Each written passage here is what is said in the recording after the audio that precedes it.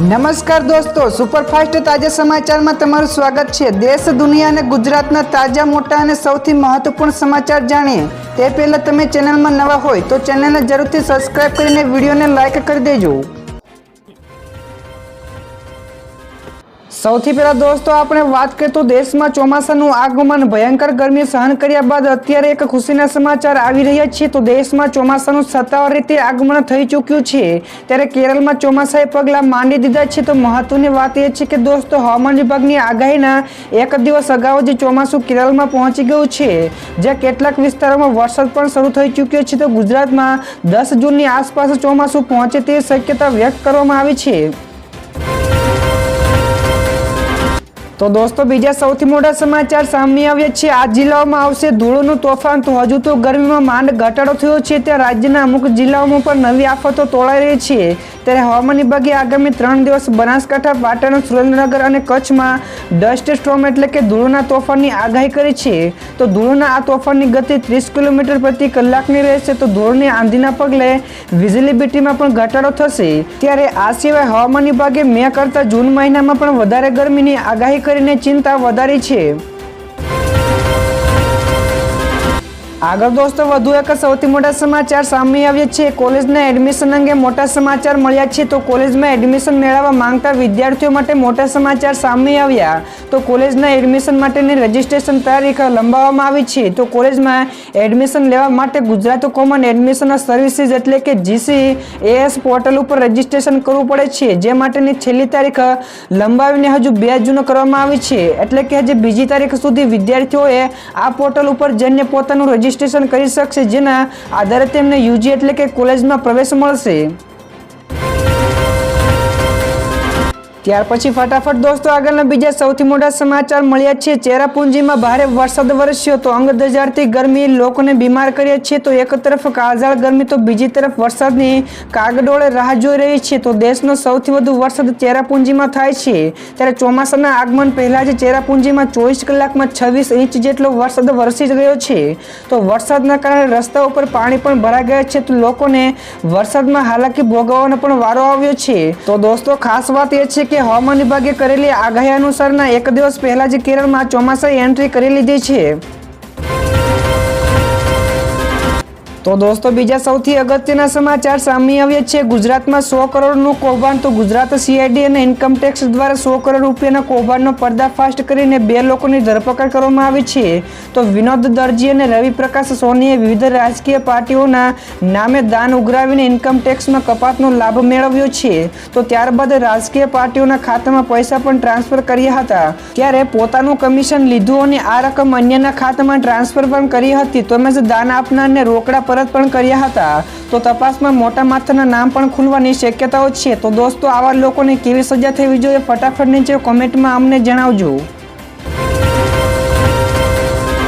ત્યારબાદ ઝડપથી દોસ્તો આગળના બીજા સૌથી અગત્યના સમાચાર મળ્યા છે। પૂર્વોત્તરના રાજ્યોમાં રેલમની તબાહી મચી, તો 50થી વધુ લોકોના મોત પણના સમાચાર મળ્યા છે। તો રેલમ નામના વાવાઝોડાને કારણે ઉત્તર પૂર્વના લગભગ તમામ રાજ્યો પ્રભાવિત થયા છે। તો મણિપુર, મિઝોરમ, નાગાલેન્ડ, આસામ, મેઘાલયમાં તબાહીના દ્રશ્યો પણ જોવા મળ્યા છે। તો અધિકારીઓના જણાવ્યા અનુસાર 86 જેટલા વિસ્તારોમાં પૂરની સ્થિતિ પણ સર્જાઈ છે। તો આ ઉપરાંત ભારે વરસાદ, પૂર અને ભૂસ્ખલનના કારણે અત્યાર સુધીમાં 50 કરતાં પણ વધારે લોકોના મોત થયા છે। તો અનેક રહેણાંક વિસ્તારોમાં પણ પાણી પ્રવેશી ચૂક્યા છે। તો સેંકડો ઘરો પણ ડૂબી ગયા છે। ત્યાર પછી દોસ્તો આગળના બીજા સૌથી મોટા સમાચાર સામે આવ્યા છે। અધિકારીઓ સામે કાર્યવાહી નેતાઓ સામે ક્યારે થશે? જ્યાં દર્શક મિત્રો, રાજકોટ અગ્નિકાંડમાં અધિકારીઓ ઉપર આંગળી ચીંધાઈ રહી છે, તેમના ઉપર કાર્યવાહી પણ થઈ રહી છે, ત્યારે લોકો હવે સવાલ પૂછી રહ્યા છે કે નેતાઓ સામે ક્યારે પણ કાર્યવાહી થશે? તો લોકોનું કહેવું છે કે રાજકારણીઓને ભલામણ વગર પરમિશન મેળવવી કે પરમિશન વગર ગેમ ઝોન ચલાવવો શક્ય નથી। તો લોકોના રોષ જોતા સાંસદ, ધારાસભ્યો કે સ્થાનિક નેતાઓ દોષનો ટોપલો અધિકારીઓ ઉપર નાખ્યો છે। તો તમારું શું કહેવું છે કે નેતાઓનો પણ વારો ક્યારે આવશે કે નહીં? ફટાફટ નીચે કોમેન્ટમાં જણાવજો। ત્યાર પછી દોસ્તો આગળના બીજા સૌથી મોટા સમાચાર સામે આવ્યા છે। માર્કેટ કેપ ક્રેશ થયું તો 2000 પોઈન્ટ તૂટ્યું। જ્યાં દર્શક મિત્રો ગઈકાલે શેર બજારમાં ભારે ઘટાડો જોવા મળ્યો તો સેન્સેક્સમાં 400 પોઈન્ટના ઘટાડા સાથે 74,100ની સપાટીએ પહોંચી ગયો છે, જ્યારે નિફ્ટી પણ 125 પોઈન્ટના ઘટાડા સાથે 22,575ના સ્તરે પહોંચી ગયો છે। તો સેન્સેક્સને 8 વડે 76,000ની ટોપની સપાટી પણ ટચ કર્યો, ત્યારબાદ 2000 જેટલા પોઈન્ટને તૂટ્યો છે, જેના કારણે રોકાણકારોના લાખો કરોડો રૂપિયાનું નુકસાન થયું છે।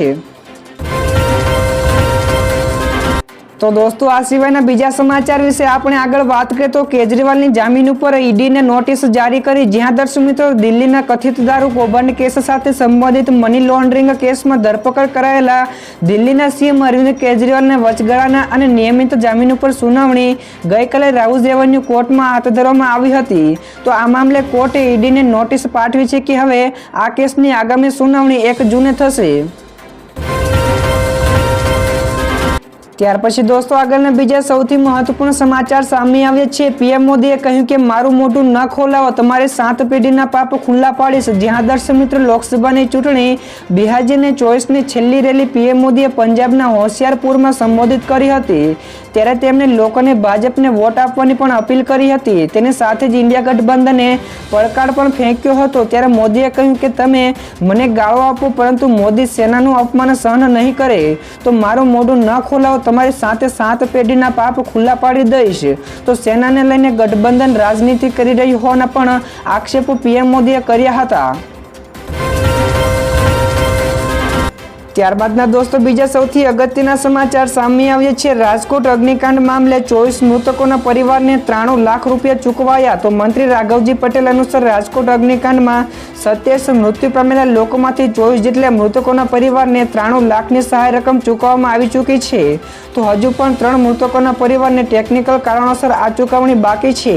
ત્યારે બીજી તરફ આ ઘટનાના જવાબદાર અધિકારીઓની પૂછપરછ કરવામાં 2 દિવસ કરતાં વધુ સમય હજુ લાગી શકે છે। તો આજથી પૂછપરછ ચાલુ થઈ ચૂકી છે। તો દોસ્તો આગળના બીજા સમાચાર વિશે આપણે ઝડપથી વાત કરીએ તો બોર્ડર ઉપર તૈનાત કરાઈ મધુમક્ખીઓની ફોજ। તો દેશની બોર્ડરની સુરક્ષા માટે બોર્ડર ઉપર બીએસએફ જવાનો તૈનાત હોય છે, પરંતુ ભારતીય જવાનોએ દુશ્મન દેશને માત આપવા બુદ્ધિ ચલાવી છે। તો ભારત અને બાંગ્લાદેશની બોર્ડર ઉપર લાખો મધુમક્ખીઓની ફોજ ઊભી કરી છે। તો મધુમક્ખીઓના આ ફોજ બોર્ડર ઉપર તૈનાત બીએસએફની મદદ કરી શકશે। તો સેનાની આ નવી પહેલના દેશમાં ખૂબ જ વખાણ પણ થઈ રહ્યા છે। તો મધુમક્ખીઓના કારણે બોર્ડર ઉપરના લોકોને પણ રોજગારી મળી રહી છે।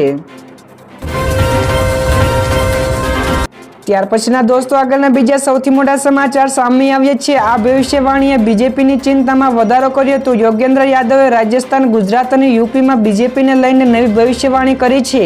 તે અનુસાર બીજેપીના વોટ શેરમાં 5 થી 10% ઘટાડો થશે। તો ગુજરાત, રાજસ્થાન અને ઉત્તર પ્રદેશમાં આ વખતે બીજેપી માટે ક્લીન સ્વીપ કરવું શક્ય નથી। તો આ વખતે બીજેપીએ 3 રાજ્યોના કેટલીક સીટો ગુમાવી પણ શકે છે। તો ગુજરાતમાં બીજેપીનો વોટ શેર ઘટશે, તો બનાસકાંઠા, આણંદ અને ભરૂચ બેઠકો ઉપર બીજેપીની મુશ્કેલીઓ વધી શકે છે। તો ગુજરાતમાં બીજેપી 2 બેઠકો પણ ગુમાવી શકે છે। તો દોસ્તો ત્યારબાદના બીજા સૌથી મહત્વપૂર્ણ સમાચાર સામે આવ્યા છે। ધોરણ 10 અને 12ના વિદ્યાર્થીઓ માટે ખૂબ જ મોટા સમાચાર મળ્યા છે। તો ગુજરાત બોર્ડના ધોરણ 10 અને 12ના સામાન્ય અને બાર સાયન્સના વિદ્યાર્થીઓ માટે મોટા સમાચાર મળ્યા છે, જેમાં બોર્ડની પરીક્ષામાં ફેલ થયેલા હોય તેમના માટે પૂરક પરીક્ષાનો કાર્યક્રમ જાહેર કરવામાં આવ્યો છે। તો 24 જૂનથી લઈને 6 જુલાઈ સુધી આ પૂરક પરીક્ષા યોજવાની છે। તો આ પૂરક પરીક્ષાનો કાર્યક્રમ જોવા તમારે ગુજરાત માધ્યમિક શિક્ષણ બોર્ડની વેબસાઇટ ઉપર જઈને ત્યાં વિગતો મેળવવાની રહેશે।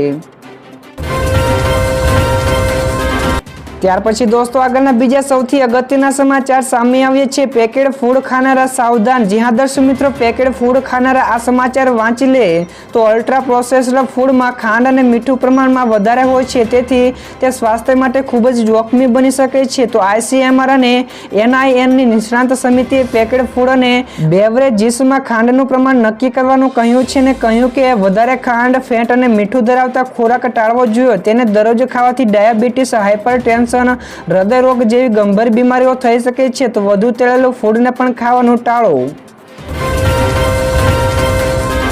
ત્યાર પછી ફટાફટ દોસ્તો આગળના બીજા સૌથી મોટા સમાચાર મળ્યા છે કલેક્ટર કચેરીમાં જે ફાયર સેફટી નથી, જ્યાં દર્શક મિત્રો રાજકોટ અગ્નિકાંડ બાદ તંત્રની ઊંઘ ઉડી છે અને બધે જ ફાયર એનઓસી અને ફાયર સેફટીની તપાસો ચાલી રહી છે. તેવામાં હવે ગાંધીનગરની કલેક્ટર કચેરીમાં જે પૂરતી ફાયર સેફટી ના હોવાની વાત પણ સામે આવી છે.